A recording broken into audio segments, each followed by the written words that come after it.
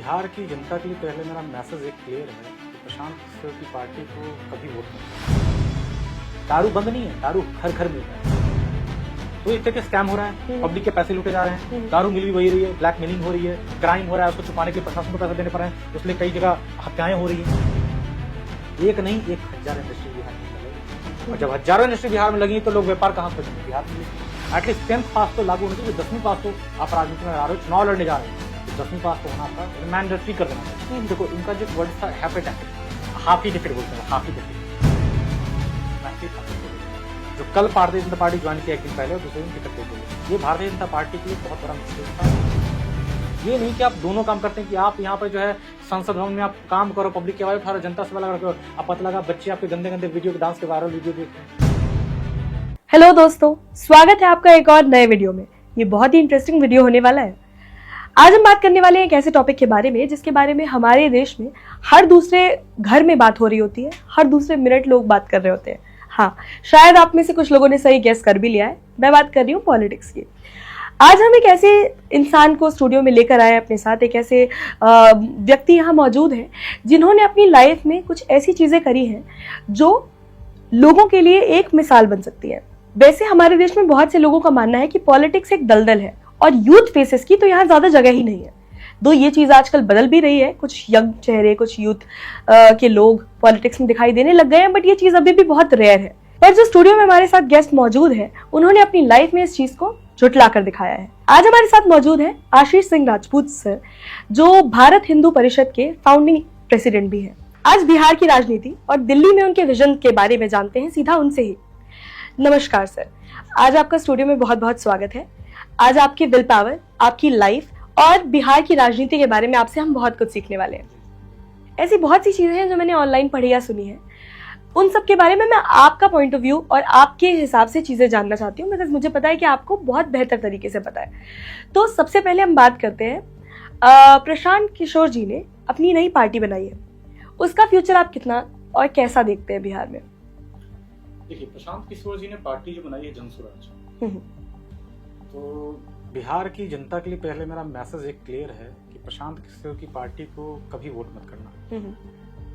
प्रशांत किशोर जो है एक अच्छे जो है ना, एक कहते हैं ना कि पार्टी के जो है ना वो बता सकते हैं कि कॉन्सेप्ट की हम कैसे करें तो पार्टी आ सकती है, सीटें हम जीत सकते हैं। एक वो पार्टी के लिए जो है ना प्लानिंग कर सकते हैं, एक प्लानर अच्छे हो सकते हैं, बट वो राजनेता नहीं अच्छे हैं और ना वो हो सकते हैं।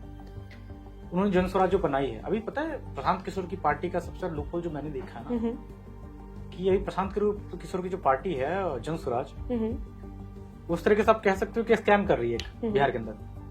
आप सोचो कि एक जो भी कार्यकर्ता जो चुनाव प्रशांत किशोर पार्टी से लड़ना चाहते हैं ना, उनके लिए टर्म्स एंड कंडीशन है कि आप 25,000 रुपए दोगे। किस चीज के दोगे? आप अपनी प्रोफाइल भेजोगे कि मैं विधायक का चुनाव लड़ना चाहता हूँ, इसके लिए आपको 25,000 रुपए देने हैं। ये तो टिकट बेचने जैसा हो गया। टिकट छोड़ दो, टिकट की बात ही नहीं कर रहा मैं। ये बस ये है कि हमें आपको टिकट देने हैं, तो आप एप्लीकेशन दो हमें कि मैं चुनाव लड़ना चाहता हूँ, तो 25,000 रुपए एक बंदे से लिए जा रहे हैं। आप टिकट देंगे कि नहीं देंगे पार्टी तय करेगी। तो ये रजिस्ट्रेशन टाइप का अमाउंट हो गया। आप सोच लो कि कम से कम लाखों उस पर एप्लीकेशन आए होंगे, कई लाख। आप सपोज कर लो कि 25,000 एक बंदे से ले रहे हैं, 10 बंदे से लेकर 2.5 लाख हो गए, 100 बंदे से लेकर 25 लाख हो गए, 1000 बंदे के कितने हो गए? 2.5 करोड़ हो गए। बहुत लाख बंदे मैसिव अमाउंट। आप सोच लो कि करोड़ों का स्कैम हो गया ये बिहार की जनता को, ये युवाओं जो नेता बनना था जिनको, उनको पता ही नहीं है कि करोड़ों का स्कैम उनके साथ हो चुका है। प्रशांत किशोर की पार्टी जो बनी है जनस्वराज, ये मुझे कहीं ना कहीं प्रशांत किशोर में केजरीवाल की झलक दिखती है। आप खुद सोचो ना कि ये जो बात करता है डिक्टेटर की बात करता है, जो अभी इतनी हनक में बात कर रहा है ना कि हम सबको औकात बता देंगे सबको, तो वो इसलिए इतना बोल पा रहा है क्योंकि पॉलिटिकल पार्टी ने उससे कैंपेनिंग कराया है अपना।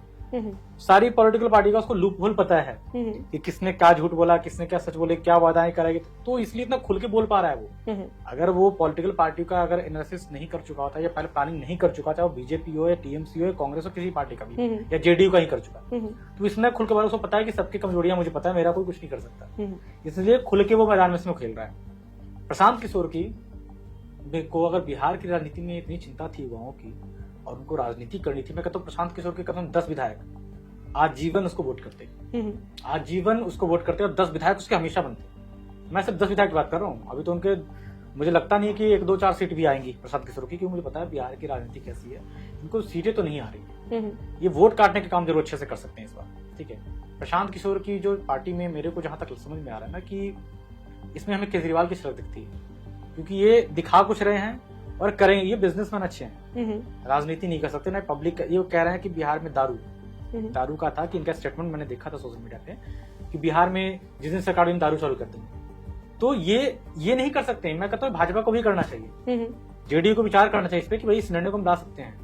कारण क्या है कि दारू बंद होने के नाम पे जो है चीजें हो रही है, वहाँ पे क्राइम बहुत ज्यादा हो रहा है। दारू बंद नहीं है, दारू घर घर मिल रहा है, ठीक है। तो एक तरीके से स्कैम हो रहा है, पब्लिक के पैसे लूटे जा रहे हैं, दारू मिल भी वही रही है, ब्लैकमेलिंग हो रही है, क्राइम हो रहा है, उसको छुपाने के लिए प्रशासन को पैसा देने पड़ रहे हैं, उसलिए कई जगह हत्याएं हो रही हैं। तो ये उसने ये बात जो बोली है ना, बोला कि पब्लिक चाह तो ये दारू खोलना चाह रही है, और कहीं ना कहीं दारू से एक बहुत बड़ा रेवेन्यू आता है गवर्नमेंट को, जो सरकार चलाने में मदद करती है।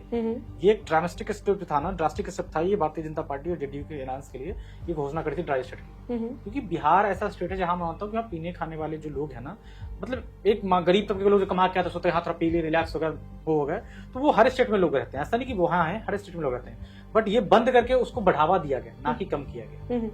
ये सारी चीजें वहां करेगी। तो और बातें हैं कि प्रशांत किशोर की पार्टी, तो पार्टी इनकी कुछ खास नहीं करेगी। ये केजरीवाल से भी बड़े नेता है, जितने केजरीवाल ने दिल्ली में कांड करे हैं ना, इसी दूनी कांड बिहार में करेंगे। और इनको बिहार की चिंता होती है ना, जितने इनके पास पैसे है ना, मैं कहता हूँ एक जिला उठा लेते हैं। इनको राजनीति मैं सिखा रहा हूँ, जबकि इनको राजनीति आती नहीं है, ये प्लानिंग अच्छा कर सकते हैं। एक जिला उठा लेते, एक जिला में कम से कम 8-10 विधानसभा तो होती होंगी, 8-10 विधानसभा हुई। अगर उस जिला में ये अगर अपने पैसे की इनको कमी नहीं है, सब जानता है, ये जग जाहिर है कि इनको पैसे की कमी नहीं है, ठीक है। तो एक जिला में एक मेडिकल कॉलेज, एक मेडिकल जो है ना आपका हॉस्पिटल, एक सीबीएसई के स्कूल, एक जो बढ़िया सा एकदम जो है ना, इस तरीके की कुछ व्यवस्थाएं ऐसी करते और पब्लिक को कहते कि प्रशांत किशोर की तरफ से फ्री ऑफ कॉस्ट मुफ्त में इलाज किया जाएगा, मुफ्त में बच्चों को अच्छी शिक्षा दी जाएगी। तो आपको क्या लगता है कि वहाँ के गार्जियन, वहाँ के बच्चे जो उसके शिक्षा पाते, जो उसका रोजगार पाते, जो उसमें रोजगार कर रहे होते, जो वहाँ से स्वास्थ्य लाभ ले रहे थे, क्या उनको वोट नहीं करते? वो लाइफ टाइम वोट बनता। और जितने विधायक उनके कैंडिडेट उनके खड़े, तो वो निर्दलीय खड़े, तो तभी चुनाव जीत जाते वो। तो इनको सब पता है, लेकिन इनको अपना पैसा नहीं खर्च करना। ये लोग कह रहे हम बिहार के लिए बहुत कुछ करेंगे, तुम क्या करोगे? तुमने समाज सेवा कितनी करी है? प्रशांत किशोर से पर्सनली क्वेश्चन है, तुमने समाज सेवा करी है क्या जिंदगी में कभी? इतने पैसे कमाए, कितने फंड में तुमने कोरोना काल में इतने लोगों, कितने लोगों को तुमने राशन पहुंचाया, कितने लोगों को मदद करी तुमने, कितनी चैरिटी करी तुमने? चैरिटी भी अगर करी होगी ना, तो मैं बताता हूँ ऐसे लोग क्या करते हैं, अपने बराबर में एक जो है ना फंड बना के लिए एनजीओ बनाकर तैयार रखते हैं, फंड कर देते हैं कि मैंने तो एनजीओ को फंड दिया, उन्हीं का एनजीओ होता है। ऐसे बहुत सारे देश में नेता बैठे हैं बता रहा हूँ। तो प्रशांत किशोर को जो बिहार की राजनीति में लोग बदलाव दिखा रहे हैं, बदलाव नहीं, बुलबुला है, गुब्बारा है। प्रशांत किशोर का राजनीतिक कैरियर बिहार में जो है ना अभी है ना कभी बनेगा। प्रशांत किशोर पब्लिक को जो है ना गुमराह करने का काम कर रहे हैं कि मैं ये करूंगा, प्रशांत किशोर ये करूंगा, क्योंकि प्रशांत किशोर बिजनेसमैन की तरह काम करते हैं। वो खुद कहते हैं बिजनेसमैन। अगर बिहार की जनता पे इतना ट्रस्ट था, पार्टी पे इतना ट्रस्ट था, आपको लग रहा था जनस्वराज क्रांतिकारी पार्टी है और बिल्कुल क्रांति ला रही, तो आप चुनाव में खड़े क्यों नहीं? सीट पे खड़े होते हैं ना, खड़े होकर अपनी पावर दिखाते हैं। उसको ये पता है कि वो खुद चुनाव हार जाएगा, तो वो ये कहता है कि मैं चुनाव ना हारूं, इसलिए मैंने अपने, देखिए पब्लिक में कहने के लिए चीज होगी ना कि देखो मैं तो चुनाव नहीं हारूंगा, मैं लड़ी नहीं हूं तो मैं हारूंगा कहां से? अब मैंने लड़वाया, तो उसका कॉन्सेप्ट क्लियर कि मैं प्लानर हूं, प्लानिंग करूंगा। फंडिंग भी चुनाव में आपको क्या लगता है, जितने कैंडिडेट होंगे, क्या प्रशांत किशोर को पार्टी को फंड नहीं किए होंगे? उसका एजेंडा सिर्फ और सिर्फ ये था पैसा कमाना। तो पॉलिटिकल पार्टी बना के भी पैसा कमा रहा है, वोट काटने के नाम पे भी पैसा कमा रहा है, और हमें एप्लीकेशन दीजिए, विधायक आपको बनना है, हमको टिकट देंगे, उस पर भी पैसा कमा रहा है, और जो कैंडिडेट होंगे वो भी डोनेशन दी उसमें पैसा कमा रहा है। तो प्रशांत किशोर बिजनेस अच्छा कर रहा है, इसके अलावा बिहार में कुछ नहीं करा। बिहार को वो कुछ भी नहीं देगा। बिहार में विकास कर सकती है तो भारतीय जनता पार्टी विकास कर सकती है, एनडीए गवर्नमेंट विकास कर सकती है। और Bharatiya Janata party full fledge में आती ना, जो आप यूपी में देख रहे हो, बिहार में देख रहे हो विकास, तो कहीं ना कहीं कुछ डिसीजन ऐसे होते जो हम लेना चाहते हैं, लेकिन हमारे सहयोगी दल नहीं करना चाहते उस काम को। तो अगर आप दो टांग पे खड़े हो ना, एक बैसाखी के, तो बैसाखी कभी भी गिर सकती है। तो सरकार की मजबूरियां होती, कुछ पता है कि ये निर्णय लेने पे बिहार का विकास हो सकता है, बट नहीं लिए जाते हैं, क्योंकि हमें सरकार भी बचानी होती है। तो राजनीति में ये सब चीजें बहुत आम है। लेकिन जो आप बता रहे हो प्रशांत किशोर का कद, और बिहार में पार्टी कुछ खास नहीं कर पाएगी, वोट काटने का काम कर सकती है। विधायक इनके चुन के जित के नहीं आने वाले हैं, ठीक है। तो प्रशांत किशोर का राजनीतिक में कोई दिलचस्पी नहीं, उनको पैसे कमाने की दिलचस्पी है, जो वो कमा रहे हैं। जी। जब हम समाज की बात कर रहे हैं, बिहार समाज की बात कर रहे हैं, जब बात आती है कि हम शराबबंदी वापस से हटा देंगे, शराबबंदी लगने की वजह से या होने की वजह से बहुत से घरों में ऐसा है जो लोग अपने घरों पे जाके मारपीट करते थे नशे करने के बाद। वो शायद कुछ हद तक कंट्रोल हुआ हो। जो लोग अभी इलीगली शराब नहीं पा रहे हैं या फिर महंगे दामों में शराब नहीं ले पा रहे हैं, शायद कम हुआ हो। ऐसे में रेवेन्यू के लिए शराब को वापस से स्टार्ट कर देना ये बेटर ऑप्शन है, या बेटर ऑप्शन विपक्ष के लिए या फिर बाकी पार्टी के लिए या फिर जो सत्ताधारी पार्टी है उसके लिए भी दूसरा बेटर ऑप्शन क्या ये हो सकता है कि उस चीज को ही और अच्छे से इम्प्लाई किया जाए, या फिर जैसा आपने पहले बोला कि ये चीज वहां पे पॉसिबल ही नहीं, क्योंकि लोग कितने भी महंगे दामों में मिले, कितना भी इलीगल तरीके से मिले, वो फिर भी वो चीज ढूंढ लेंगे। तो आपका इन तीनों में से कौन सा मत आपको बेटर लग रहा है या आप मानते हैं? देखिए, मेरा मानना है कि बिहार में अगर हम लोग कहते हैं क्राइम कम हो गया है दारू बनना बंद होने से, तो मेरा मानना है पूरी तरीके से गलत है। क्राइम बंद नहीं हुआ है, क्राइम कम नहीं हुआ है, क्राइम बढ़ गया है। जो लोग पहले इजिली दारू पीते थे, पी पा के जो है थोड़ा बहुत ड्रामे करते सो जाया करते, आज वो दारू पीने के लिए पागल हुए। और पागलपन में अपनी जमीन बेच दे रहा है, कोई अपने बच्चे बीवी के गहने बेच दे रहा है, कोई पैसे बीवी कमा के ला उसके पैसे छीन ले रहा है, उसकी मार पिटाई कर रहा है, क्योंकि उसको दारू पीनी है। और अगर उसकी बीवी अगर 500 कमा के ला रही तो घर में राशन के बजाय दारू लेके आ रहा है, जो उसकी दारू पहले 100-200 में मिल जाया करती थी, अब वो 500 मिल रही है। तो सफर जो लोग है ना कई गुना ज्यादा पहले से ज्यादा कर रहे हैं सफर। तो ये चीज गलत है कि हाँ क्राइम बढ़ा है, क्राइम जो है ना कमा नहीं है, दुगना हो गया है। दूसरी चीज की अगर हम इसके लिए दारू का जो एक रेवेन्यू होता है ना, एक बहुत बड़ा होता है, इसमें रोजगार भी बहुत होता है, रेवेन्यू भी लोगों को मिलता है। सरकार वो रेवेन्यू का क्या करती है? सरकार विकास में पैसे खर्च करती है ना। तो दारू खुलने से कहीं ना कहीं बिहार का विकास ही होगा। और जहां तक बात है क्राइम करना, तो क्राइम तो अभी बिहार में हो रहा है, दारू जितनी है उसकी दुगनी क्राइम हो रहे हैं। क्राइम को आप प्रशासन से कंट्रोल कर सकते हो, लेकिन अभी जो चीजें चल रही है ना इसको आप पैसे नहीं कंट्रोल कर पा रहे, क्योंकि प्रशासन खुद मिली हुई दारू बेचने में, दारू बेचने में मिली हुई है, दारू बिकवाने मिली हुई, दारू पकड़वाने मिली हुई है। प्रशासन खुद बोलती है दारू लेके जा रहा पकड़ लो, और प्रशासन खुद छुड़वाने के लिए पैसे दे रही है। तो आप सोचो खेल कैसा चलता है बिहार में। दारू और बालू ये दो जो सिस्टम है ना, ये पूरा बिहार को बर्बाद कर रहा है। पर्सनली अगर मैं बताऊं, अपना एक एक्सपीरियंस शेयर कर रहा हूं आपसे कि हो गए तकरीबन 7-8 महीने पहले मैं बैठा था दिल्ली में, और एक दो मंत्री भी बैठे थे साथ में, सेंट्रल मिनिस्टर थे वो, और एक दो भारतीय जनता पार्टी के पदाधिकारी वगैरह थे। तो सबकी बातें चल रही, बिहार में विकास को लेकर चीजें चल रही थी। तो मेरे से ओपिनियन पूछा, मतलब आशीष जी आपका क्या कहना है, बिहार में विकास कैसे हो सकता है? तो मैंने अपने बिहार का जो विकास का एक मॉडल पेश किया ना, अगर ये बिहार की जनता तक पहुंच जाए या बिहार की पब्लिक सुने ना, तो शायद इस बात को एग्री करे कि हाँ आशीष सिंह ने जो कहा है वो गलत नहीं कहा, या नेता भी कहे कि हाँ जो ये कह रहे हैं वो एकदम 100% सही है, ये बिल्कुल गलत कहीं से गलत नहीं। सबसे पहली बात की मैंने बोला कि बिहार में अगर रोजगार चाहिए, व्यापार चाहिए, युवाओं का पलायन रोकना है और इंडस्ट्री लानी है, तो अगर बीइंग अ सीएम अगर मुझे मौका मिलता है कभी शासन करने का बिहार के अंदर, सबसे पहला जो मैं काम करूंगा ना, वो सबसे पहला शपथ लेने के बाद जो सबसे पहला काम करूंगा, पहले बिहार के प्रशासनिक सेवा की बैठक लूंगा, जितने प्रशासन के लोग होते, आला अधिकारी होंगे, सबकी बैठक होगी। बैठक में सबसे पहला जो मेरा प्रश्न होगा कि बैठक में कि आप गाड़ियां कौन सी यूज करते हो प्रशासन, आपके आर्म्स एंड एम्युनिशंस का स्टोर क्या है और कितने लेटेस्ट अपडेट आपके पास अधिकार है, आपके पास इंटेलिजेंस कैसी है, इनको पहले मैं अपग्रेड करूंगा। ये 303 से बिहार में क्राइम कंट्रोल नहीं होगा। AK-47 चाहिए सबके हाथ में प्रशासन। ये सड़ी हुई जीप में तेल नहीं है, जीप में ऐसा नहीं है, जीप चल रही है, आपका जो क्राइम करने वाला है स्कॉर्पियो से भाग रहा है, आप जीप से पकड़ लोगे स्कॉर्पियो वालों को? बिल्कुल भी नहीं कर सकते ना। तो मेरा यही मानना है कि पहले प्रशासन को सुधारना पड़ेगा आपको। प्रशासन को सुधारने के लिए प्रशासन को आपको लैस करना पड़ेगा तंत्र से।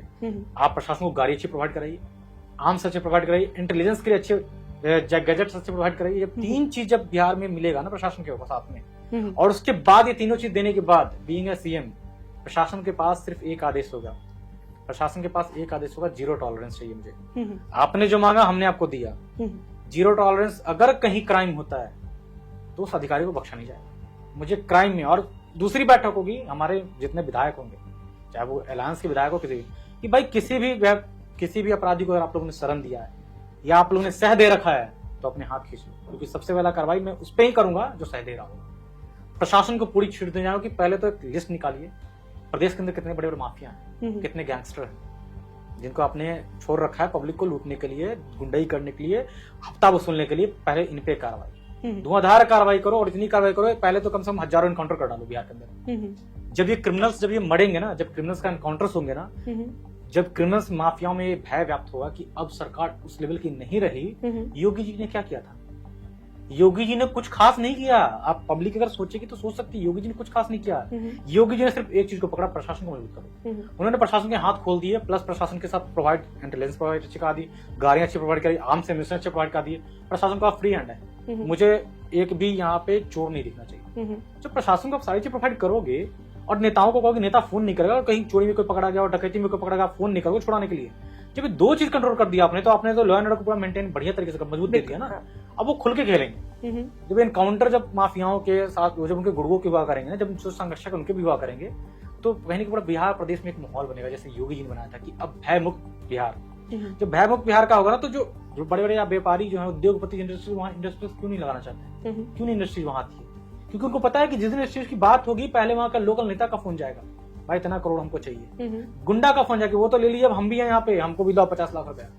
तो जब ये चीजें खत्म, जिस दिन बिहार में, जिस दिन इंडस्ट्रियलिस्ट को, बड़ी बड़ी कंपनी को, सीईओ को ये लगा ना कि बिहार अब एकदम धुआंधार खुला मैदान है, पूरा सरकार में पूरी सुरक्षा दे रही है, एक नहीं 1000 इंडस्ट्री बिहार में अंदर लगेगी। और जब हजारों इंडस्ट्री बिहार में लगेंगी तो लोग व्यापार कहाँ खोजेंगे? बिहार में मिलेगा।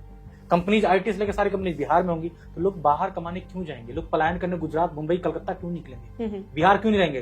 तो रोजगार से कहना कि प्रशासन से होकर ही रोजगार, व्यापार सबका रास्ता निकलता है।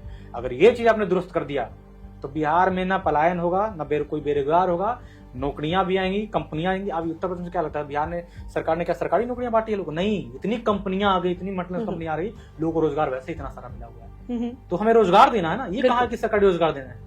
तो जुमले लोग कहने के लिए बहुत सारी बातें, इतने रोजगार देंगे, बट पॉसिबिलिटी यही है, चाहे वो कोई भी सरकार कर सकती है, तो इसी माध्यम से कर सकती है कि पहले पुलिस प्रशासन को मजबूत करिए, आर्म्स, एम्युनिशंस और इंटेलिजेंस से। ये 3 चीज करिए, प्रशासन को पूरी छूट कि अगर आपने पब्लिक के साथ गलत किया तो आपको नहीं छोड़ा जाएगा। नेताओं को धमका के कि अगर तुमने किसी गुंडा को सह दिया, माफियाओं को सह दिया, तुम पे कार्रवाई होगी धुआंधार वाली। ये 2 चीज जिस दिन बिहार में हो गया ना, आप बिलीव नहीं करोगे कि यूपी को बहुत जल्दी बिहार पिछाड़ देगा, बहुत तेजी से। क्योंकि बिहार में मेहनती लेबर बहुत है, लोग मेहनत करने वाले बहुत हैं। तो ये सारी चीजें अगर हो गई तो बिहार में ये हो सकता है। हमसे जब पूछा गया था, मैंने अपनी राय रखी थी और सब लोगों ने तालियां बजाई थी कि इतना ये आपकी सोच है। मैंने पूरा प्लान ही बना के रखा। मैंने बोला कि मेरे को मौका मिला मैं यही करूंगा, मैं कुछ नहीं करने वाला हूँ कि मैं ये लाऊंगा वो लाऊंगा। मुझे एक बार मौका मिला ना, जैसे योगी जी को मौका मिला था, पहले डायरेक्ट सत्ता में बिठाया गया था, मौका मिला ना कि हाथ में कि आपके पास सरकार है, चलाओ जैसे चलाना है। मुझे जिस दिन मिल गया ना, मैं बिहार को 5 साल में ऐसा बना दूंगा ना कि मैं 5 साल के बाद बिहार के किसी भी घर वोट मांगने नहीं जाऊंगा। जनता ना वोट देगी आंख बंद करके कि सरकार ऐसी चाहिए।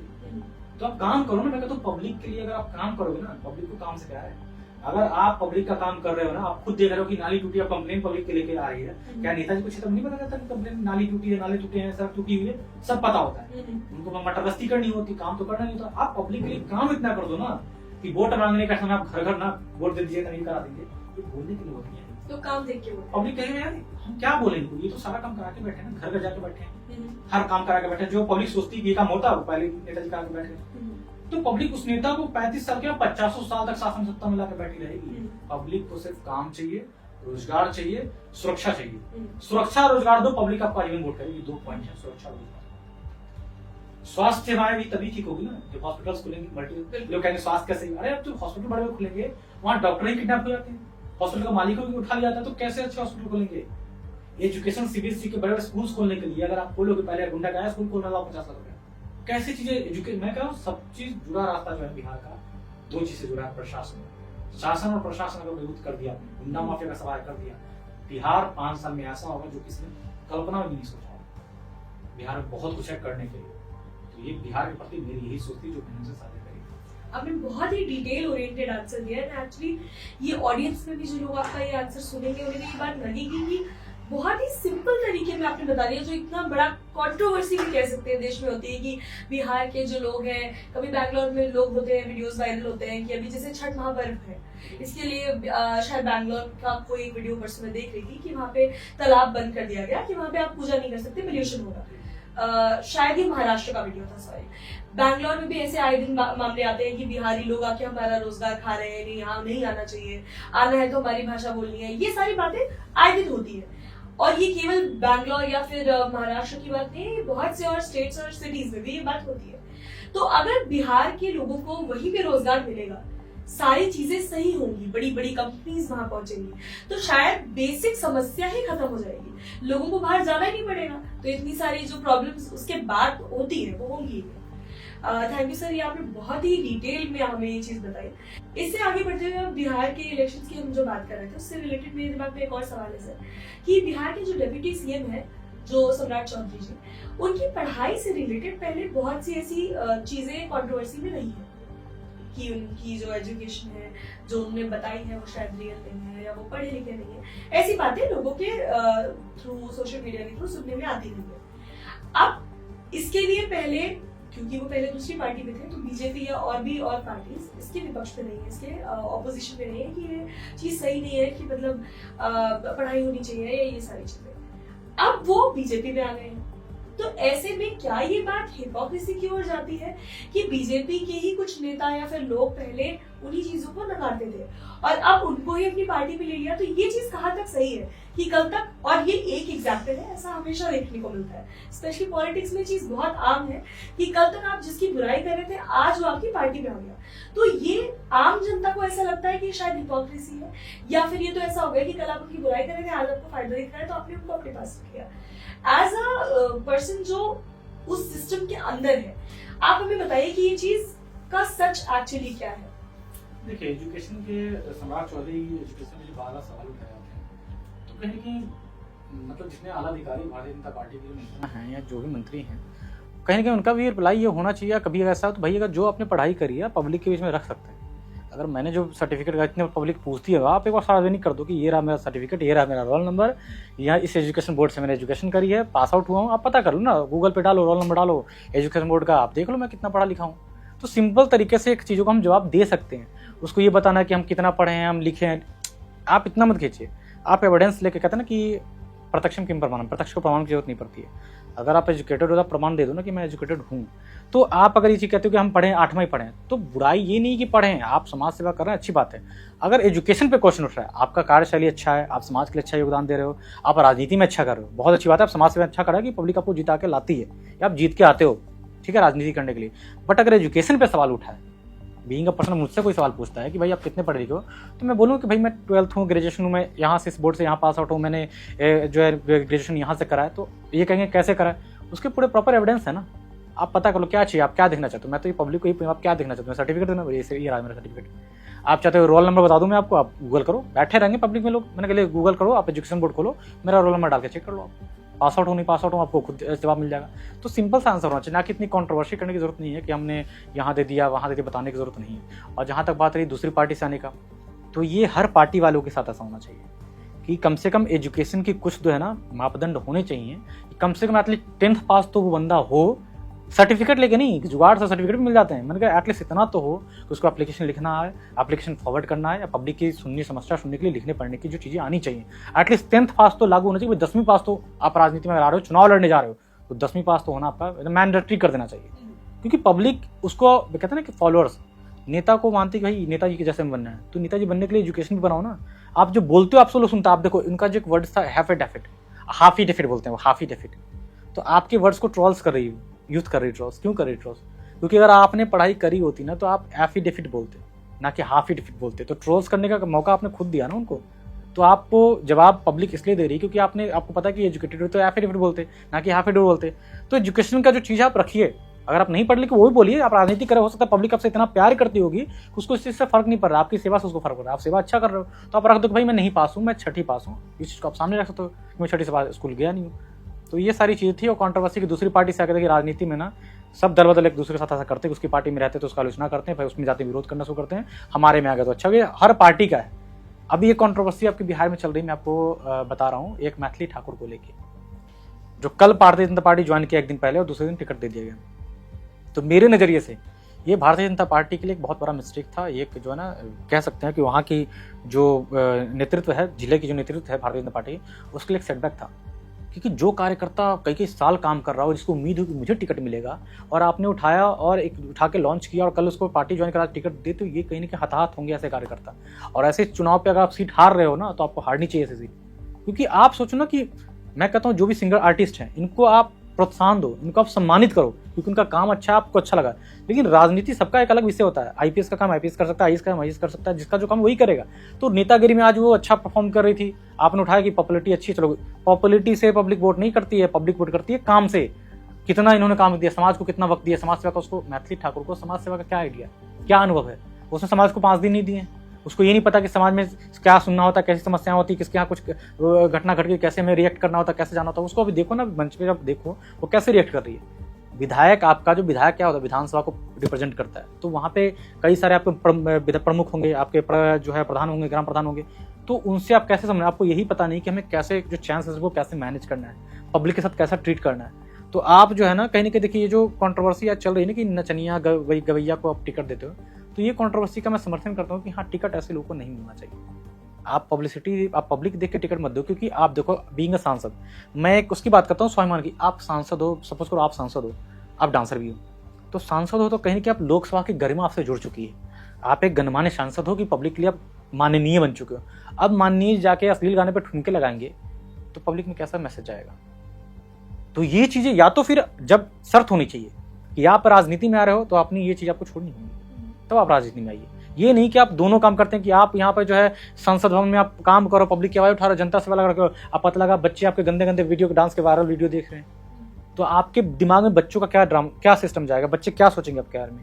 तो आपको वो चीज़ छोड़नी पड़ेगी। हाँ, हम यहाँ तक थे, बट हमने राजनीति के बाद हमने इस चीज़ को छोड़ दिया। तो ये कुछ नियम जो है ना, राजनीति के लिए भी कुछ नियम तय करने चाहिए, कुछ एजुकेशन की डेडलाइन होनी चाहिए, मेरा पर्सनल मानना है।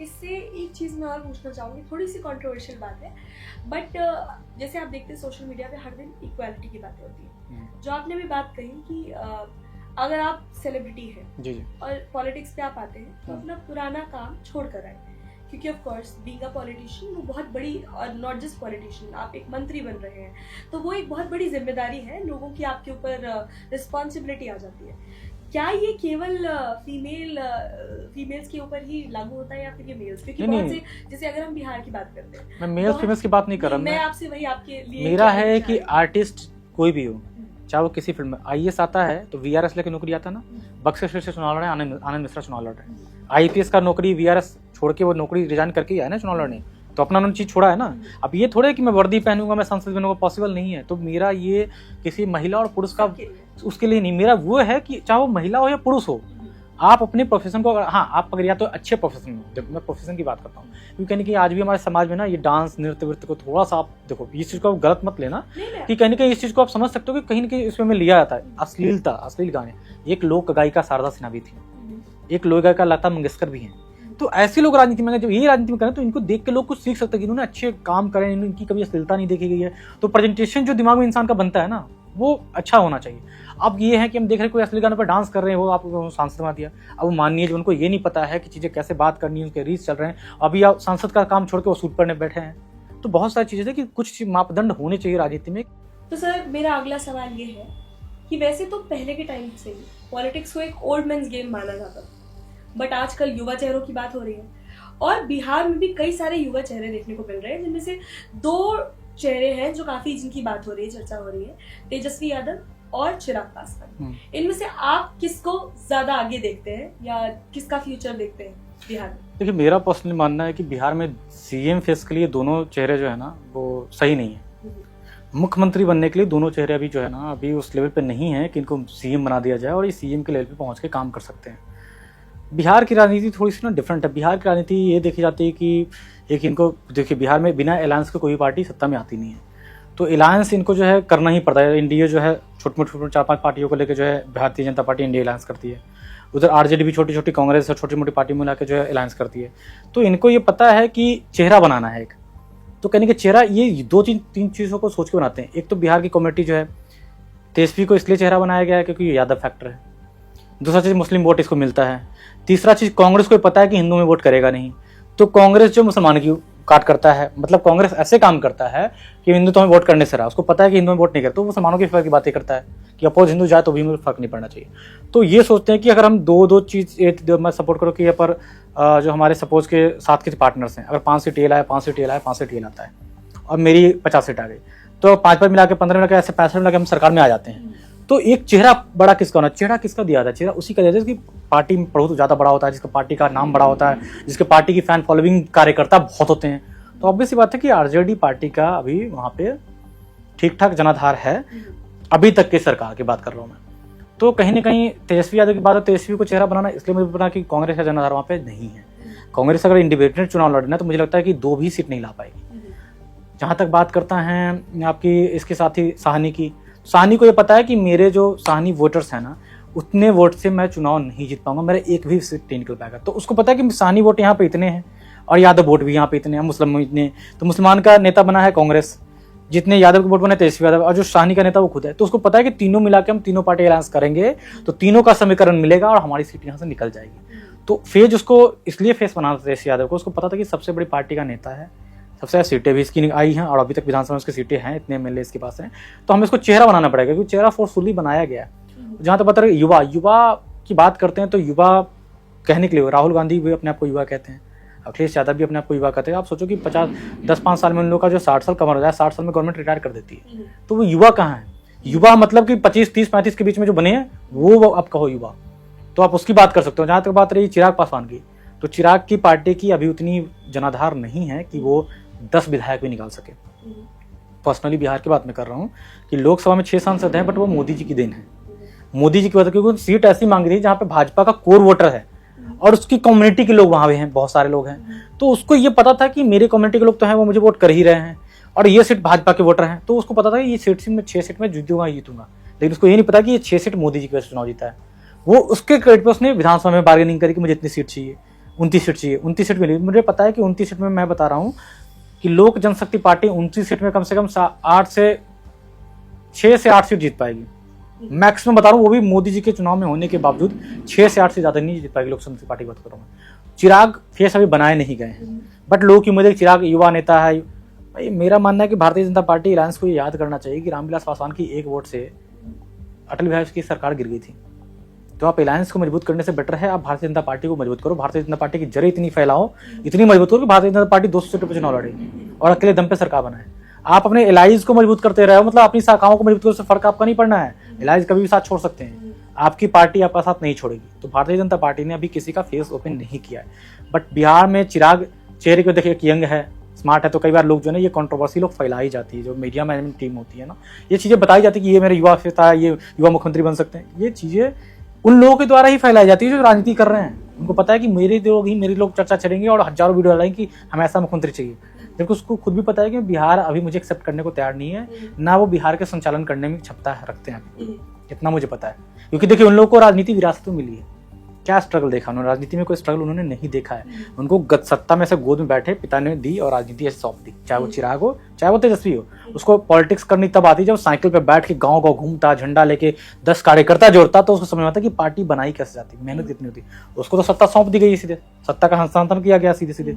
तो उसको लगता है कि बना बनाया है, जनाधार है, उससे चुनाव जीत के मुख्यमंत्री बन सकते हैं, बट मुख्यमंत्री आने वाले 20 सालों तक भी वो नहीं बन सकता अपने जनाधार पे। एनडीए अगर अलायंस के घोषणा में बना दी तो वो बात अलग है, मैं उसके जनाधार की बात कर रहा हूँ। अगर वो सत्ता में रहते हैं, एनडीए ने ऐलान किया, तो भारतीय जनता पार्टी की सबसे बड़ी भूल होगी। अगर वो मुख्यमंत्री बना तो वो कुछ नहीं करेगा, वो अपनी पार्टी को इतना मजबूत बना देगा कि नेक्स्ट टाइम वो खुद अपनी पार्टी पे चुनाव लड़के चुनाव जीत जाएगा, मैं बता रहा हूँ। तो आपका मानना है कि लोकसभा चुनाव में उनकी जो सीटें आई हैं वो केवल मोदी फैक्टर? बिल्कुल मोदी फैक्टर की वजह से आई, क्योंकि वो जो सीटें हैं वहां पे कोर वोटर भाजपा का है, और जो वोट पार्टी इनके थे छिटपुट वो इनको मिल गए, तो ऑब्वियस बात है इनकी सीट निकल गई वहां से 6 की सीट। तो ये सोचते मेरा स्ट्राइक रेट नहीं है, मैं कहता हूँ वो सीट पे ना किसी भी को मोदी जी खड़ा कर देते ना, निर्दलीय कैंडिडेट को मोदी करे, मेरा समर्थन है, वो कैंडिडेट चुनाव जीत जाता। अब भारतीय जनता पार्टी, आप पता नहीं, मुझे ये समझ नहीं आ रहा अभी तक कि इस नेतृत्व में दिमाग में बात क्यों नहीं आ रही है कि भाई भारतीय जनता पार्टी को बिहार में मजबूत करो। आप अलायंस को मजबूत करने से बेटर है आप पार्टी को मजबूत करो, क्योंकि आपकी पार्टी जिस दिन 200 सीटों पर चुनाव लड़ेगी ना, मैं दावे के साथ कह सकता हूं कि ये 143 सीटें जो 122 सीटें खुद ले आएगी। महाराष्ट्र का एग्जांपल आप देख लो, अकेले चुनाव लड़ी थी ना, जो उम्मीद नहीं थी, आज तक इतनी सीटें भारतीय जनता पार्टी की नहीं आई थी, महाराष्ट्र में आई। तो आप एक बार करके तो देखो, आप डरते क्यों हो? क्या होगा, अलायंस बाद में कर लेंगे, नहीं होगा अलायंस नहीं करेंगे, लेकिन आपके पास अगर सीटें 100 आ गई तो आप तो विनिंग पोजीशन में रहोगे ना हमेशा, क्योंकि आपके पास ही लोग आएंगे, भाई सत्ता बनानी था आपके पास, आप चाबी आपके पास है, तो आप बार्गेनिंग करोगे। तो आप एक बार फाइट करके देखो, बिहार खुला दरवाजा है आपके लिए, आप वहां कर सकते हो, और जनता चाहती है कि भारतीय जनता पार्टी का यहाँ सरकार बने, ये चीजें। ये काफी इंटरेस्टिंग बात है, और शायद जो हमारे देखने वाले दर्शक हैं वो भी इस बारे में जानकर काफी सोचेंगे इस बारे में। अब आते हैं हमारे नेक्स्ट सवाल पे। अगला जो मेरा सवाल है वो अगेन थोड़ा सा कंट्रोवर्शियल है। 2014 के लोकसभा चुनाव के दौरान पीएम मोदी ईस्ट चंपारण गए थे, मोतिहारी के साइड। वहां पे एक जगह पे जहाँ चीनी का काफी काम होता है, गन्ने का काफी काम होता है, गन्ने की खेती होती है बेसिकली, वहां पे उन्होंने चाय पीते हुए शायद ऐसी कुछ बात कही कि अगली बार आऊंगा तो यही की चाय पीऊंगा। और उस बात का मतलब ओवरऑल मतलब ये था कि वहां पे चीनी मिल बनने वाली है। बट लोकसभा चुनाव 2014 का हो गया, उसके बाद के और भी चुनाव हो गए, 2025 में आ चुके हैं हम, चीनी मिल अभी तक वहां पहुंची नहीं है। इस बात का पूरा मतलब जो है मेरे सवाल का वो ये है कि चुनाव के दौरान, आज से नहीं हमेशा से ही, अक्सर ऐसी बातें कही जाती है जिनमें से शायद कुछ % बातें तो पूरी की जाती है। अब वो डिपेंड करता है पार्टी के ऊपर कि कौन सी पार्टी है। कुछ पार्टियां ज्यादा % ऑफ बातें पूरी कर पाती है, कुछ पार्टियां कम कर पाती है, बट उनमें से बहुत सारी ऐसी बातें होती हैं जो केवल चुनावी एक तरह से वादे बनकर रह जाते हैं, जुमले बन के रह जाते हैं, जो कहा जाता है सच नहीं हो पाता है। तो अगेन, जैसे मैंने पिछले सवाल में पूछा था, एज ए नॉर्मल जनता हम ये सोचते हैं कि शायद ये हमें वोट लेने के लिए बोला गया, बट एज अ पर्सन जो सिस्टम के अंदर है, आप हमें इसके बारे में बताइए कि क्या है ये, इसका रीजन। ये चुनाव में मोदी जी ने ये बात कही थी, तो ऐसा नहीं कि मोदी जी नहीं चाहते कि वहाँ पे जो है चीनी मिल ना आए, चीनी फैक्ट्री की जो है चीनी मिल ना आए। मोदी चाहते हैं कि चीनी मिल वहाँ आए, लेकिन कहीं कहीं चीनी मिल लाना, सरकार जब आपकी बहुमत में होती है तो आप इंडिपेंडेंट फैसले लेते हैं। जब सरकार आपकी जो अलायंस में चल रही होती है, आप इंडिपेंडेंट फैसले नहीं ले सकते। मिल लगाना, कहते हैं घर बनाना आसान होता है, मतलब घर को तोड़ना इजी होता है। बंद हो गया, उसको दोबारा रीस्टार्ट करने के लिए हमको सारा इंफ्रास्ट्रक्चर, सारी चीजें, जमीनों का अधिग्रहण, सारा चीज दोबारा प्रोसीडिंग करनी पड़ेगी। कई बार जमीन में प्रॉब्लम आती, समस्या आती है, कई बार जो होता है कि मुआवजे में समस्या आती है, कई बार है कि हमें इंफ्रास्ट्रक्चर कैसा डेवलप करना है उसमें समस्या आती है। तो बहुत सारी चीजें ऐसी हैं, जहां तक मुझे इन्फॉर्मेशन है कि आप अगला जो 5 साल आएगा ना, आप उसमें देखना कि वहाँ पे चीनी में गलती आपको दिखेगी। जहां तक मुझे अंदर की बात पता है कि ड्राफ्टिंग रेडी हो चुकी है, चीनी मिल बनाने की कैसे तैयारियां होंगी, कैसे इन्वेस्टमेंट आएगा, कैसे चीजें होंगी। क्योंकि देखिए, हम कहीं अगर कोई बिजनेस खोलते हैं ना, तो पहले वहाँ पे R&D करते हैं। हो सकता है वहां ना खोल के कहीं और उनका प्लान चल रहा हो खोलने का, क्योंकि R&D इसलिए करते हैं कि हमने यहाँ पर अगर दुकान खोली तो मुझे पता है जनसंख्या नहीं, मैं दुकान चला सकता हूँ, नहीं चला सकता हूँ। तो वहाँ पे कनेक्टिविटी देखी जाएगी, कहाँ पे खोला जाए, कनेक्टिविटी अच्छी हो, उसकी सारी चीजें अच्छी हो। तो मेरे हिसाब से जो मेरी इन्फॉर्मेशन है, बहुत सारी चीजें कंप्लीट कर ली गई है ऑन पेपर, बहुत सारी चीजें कर ली गई है। अब हो सकता है कि कभी आप सुनेंगे चुनाव के बाद कभी कि मोदी जी ने अनाउंस कर दिया कि यहाँ पे चीनी मिल जो हम बैठाने का काम करने जा रहे हैं, तो बहुत जल्दी इस चीज बिहार वासियों को सुनने को मिलेगी। और आप, मैं बोल रहा हूँ कि जो बात मैं ऑन रिकॉर्ड बोल रहा हूँ, ये आने वाले समय में बिहार की जनता को सुनने को बहुत बड़ा तोहफा मिलने जा रहा है कि वहाँ पे चीनी मिल फैक्ट्री स्टार्ट होने जा रही है। अब जनता को ये सोचना है कि जनता इंडिपेंडेंट पावर कब देगी कि भाई वो खुल के फैसले ले सके। अगर वो कुछ फैसले लेते हैं तो अलायंस की गवर्नमेंट होती है, हो सकता है कुछ फैसले मोदी जी के अलायंस की गवर्नमेंट को पसंद ना है, वो वहीं पे ऑब्जेक्ट करते हैं कि ये चीज नहीं चाहिए। तो जनता कहती है ये मोदी जी, अरे मोदी जी की सरकार गठबंधन की है, तो उनकी मजबूरियां ये है कि वो चीजों को चाह के भी नहीं कर पाते हैं। तो आप इतना पावर दो ना, जैसे योगी आदित्यनाथ को यूपी में पावर मिली, उनकी सारी चीज हो तो रही है। तो बिहार की जनता को एक बार इस पर विचार करने की जरूरत है कि एक बार भारतीय जनता पार्टी को पूरा समर्थन दे के देखो, उसके बाद देखो कि आपके लिए कितना विकास होता है। ये चीनी मिल बहुत छोटी चीज है, इतने फैक्ट्रीज, इतने कंपनीज आएंगे नहीं कि कभी कि बिहार वासी सपने में नहीं सोचा होगा। जहां तक बात रही चीनी मिल की, तो बहुत जल्दी बिहार वासियों को खुशखबरी मिलेगी चीनी मिल की, क्योंकि बहुत सारी चीज कंप्लीट कर ली गई है। अनाउंसमेंट हो सकता है, आप देखोगे चुनाव के रिजल्ट आने के 5 से 6 महीने के अंदर आप देखोगे चीनी मिल की घोषणा होगी। मैं अपने ऑन रिकॉर्ड बता रहा हूँ। ठीक है, thank you for this answer sir. मेरा अगला सवाल, अगेन बिहार इलेक्शन से रिलेटेड जितने भी क्वेश्चंस मैं लेके आई हूँ, सारे जितने भी मुझे सोशल मीडिया पे जितने भी कंट्रोवर्शियल टॉपिक्स मिले, मैंने सब उठा लिए, क्योंकि मैं उनके बारे में आपका रियल पॉइंट ऑफ व्यू जानना चाहती थी। तो अगली बात जो है वो अगेन ये है, बिहार में मुस्लिम पॉपुलेशन ऑलमोस्ट 17% है, हिंदू पॉपुलेशन ऑलमोस्ट 80% है।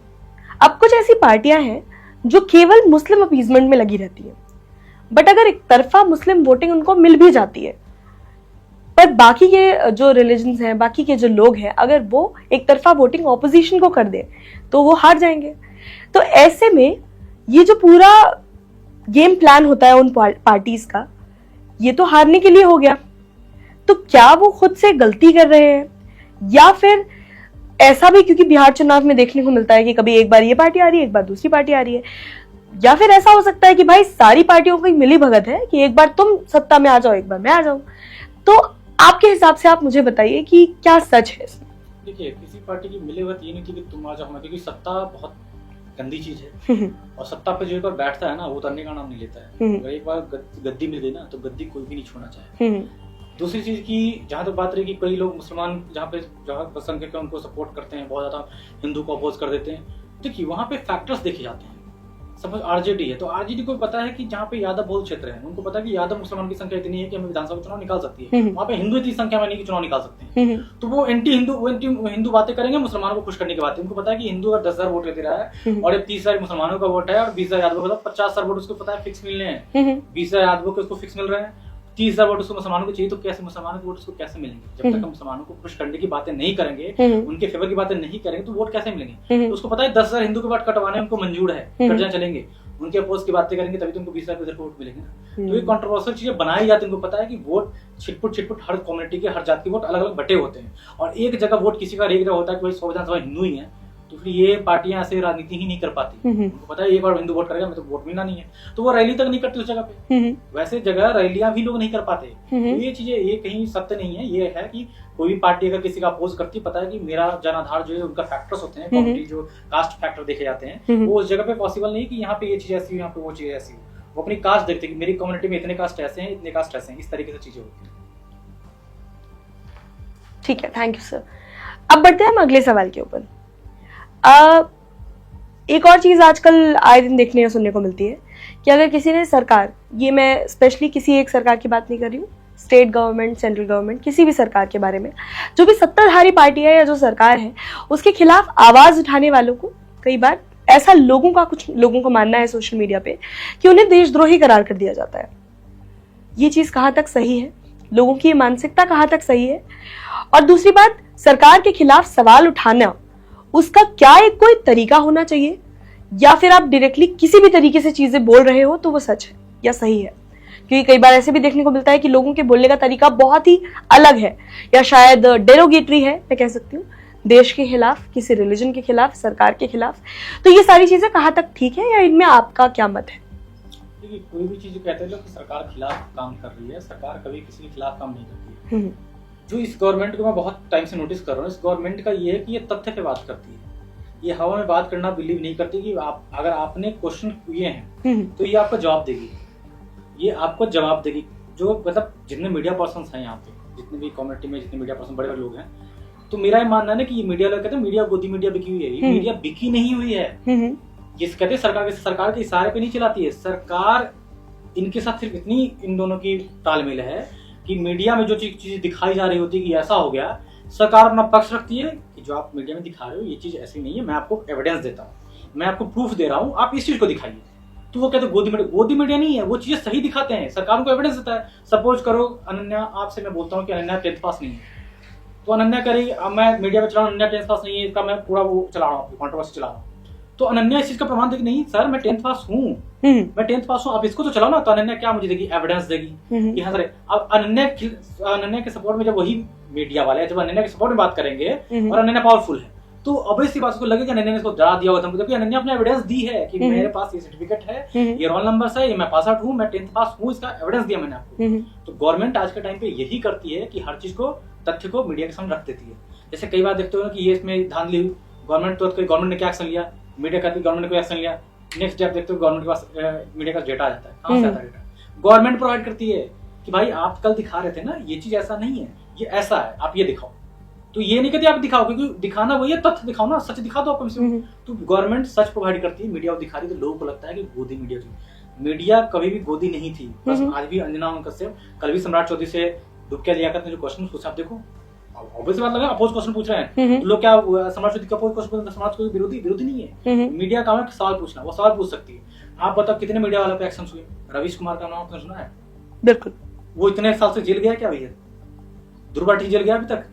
आप सोशल मीडिया पे देख लो, इन लोगों का, रवीश कुमार का, चौरसिया का, जिन लोग आप देखोगे इंटरव्यू, कैसे इन लोग के इंटरव्यू होते हैं। एंटी गवर्नमेंट, आप कोई भी बंदा आंख बंद कर सकता है एंटी गवर्नमेंट। तो अगर आप कर रहे हो एंटी गवर्नमेंट सपोर्ट आप कर रहे हो, और जो लोग जो देख रहे हैं अपनी आंखों से कि ये सच हो रहा है, उन्होंने कहा कि आर्टिकल 370 हमने सही किया, गलत किया, जनता करी सही किया, 80% कम्युनिटी करी सही किया, 20% करे ऐसे गलत किया, इंटरनेट क्यों बंद कर दिया। आपको क्या लगता है कि जो 20% लोग सही हो सकते हैं, 80% लोग सही हो सकते हैं? मेजॉरिटी। आप ऑब्वियस आता है कि 20% लोग गधे हो सकते हैं, 80% गधे नहीं हो सकते। 20% में से 20% और निकाल दो, चलो 20% हमारे भी गधे हैं, 60% तो गधे नहीं है ना।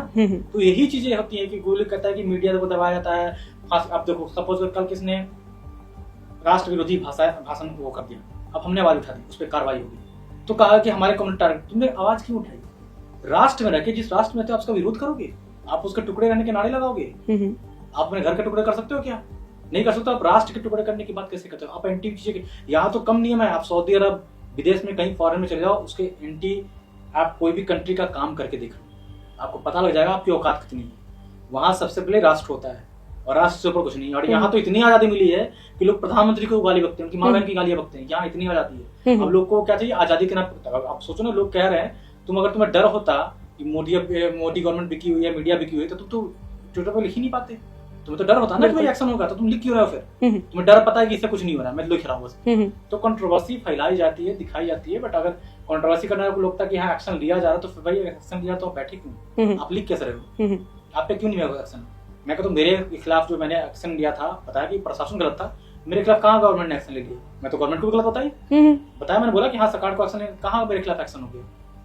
गलत बोलोगे आप, अगर राष्ट्र विरोधी, राज्य विरोधी गतिविधि करोगे, धर्म के खिलाफ बातें करोगे, तो ऑब्वियस सी बात है कि जो गवर्नमेंट मेजोरिटी में है, आप सपोज करो कि 100 लोग हैं और 10 लोग हैं, आपके पास 2 ऑप्शन दिए जाएंगे कि 10 लोग मरेंगे या तो 60 लोग मरेंगे, आप क्या पसंद करो मरना? और मरना ही है, तो आप क्या करोगे? 10 लोग को गवाना पसंद करो, 80 लोग गवाना पसंद करोगे?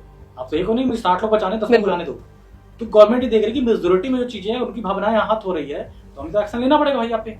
अगर आप ऐसा काम क्यों करो कि 80 लोग आप टॉर्चर कर रहे हो, मेंटली हैरेसमेंट कर रहे हो, तो आप सोचते हो आप बचे रहोगे? 80 लोग को जो टॉर्चरमेंट है, जो हैरेसमेंट है, उसका रिप्लाई तो आपको मिलेगा ना। तो 80 लोग तो तलवार आपकी तरह निकाल नहीं सकते हैं, वो कानूनी कार्रवाई करते हैं। जब पे कार्रवाई होती है, बुलडोजर चलता है, तो आप चिल्लाते हो कि सरकार एक्शन ले रही है। तो बस चीजें ऐसी ही है।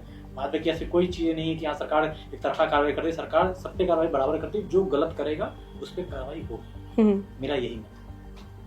सर, आज आपसे इतनी सारी जो हमारी बातचीत हुई है, इसमें बहुत सारी क्लैरिटी मुझे मिली है। जैसे मैंने पहले बताया था कि बिहार से रिलेटेड, बिहार पॉलिटिक्स से रिलेटेड मेरी नॉलेज बहुत अच्छी नहीं है, बट और ऐसे ही हमारे ऑडियंस में भी बहुत से लोग होंगे, लेकिन आपने बहुत सारी क्लैरिटी दी है। और मैंने एक्चुअली आपसे बहुत सारे अलग अलग डाइवर्स टॉपिक्स के ऊपर बात करी, और आपने सब चीज़ों के ऊपर हमें बहुत डिटेल से बताया। हमें से बहुत सारे लोगों को प्रेरणा भी मिलेगी खुद का कुछ करने के लिए, घर से बाहर निकलकर एक्शन लेने के लिए, समाज के लिए कुछ करने के लिए। तो आई एम रियली होपिंग कि आपको ये वीडियो पसंद आएगा, एंड आई थिंक आपको पसंद आएगा। ऐसे ही और बहुत सारे इंटरेस्टिंग और बहुत ही अच्छे वीडियोस के लिए हमारे साथ जुड़े रहिए। वीडियो में कमेंट करके जरूर बताइए कि वीडियो का कौन सा हिस्सा या कौन सा पॉइंट, कौन सा फैक्ट, सर की कही हुई कौन सी बात आपको सबसे ज्यादा पसंद आई, या सबसे ज्यादा आपको उस बात ने मोटिवेट किया। और ऐसे ही वीडियोस के लिए हमारे साथ जुड़े रहिए। धन्यवाद।